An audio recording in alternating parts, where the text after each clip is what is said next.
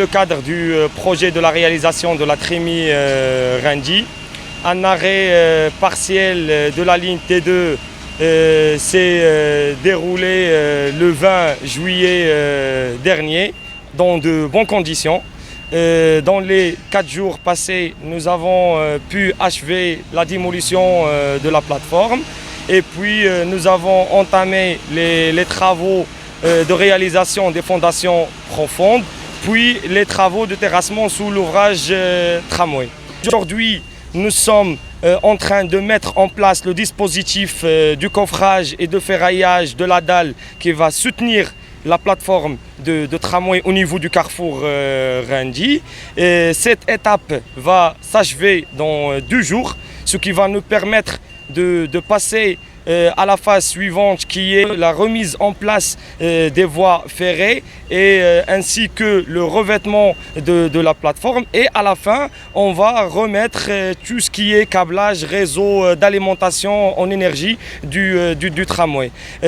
Aujourd'hui et à ce stade, nous sommes confiants de la remise en service des 9 stations le 5 août prochain comme prévu initialement, ainsi que la réouverture du carrefour à la circulation à la même date, Inch'Allah. Nous nous sommes organisés d'une manière pour travailler 24 heures sur 24 pendant cet arrêt partiel du tramway. Nous avons déployé tous les moyens humains et matériels nécessaires pour travailler jour et nuit.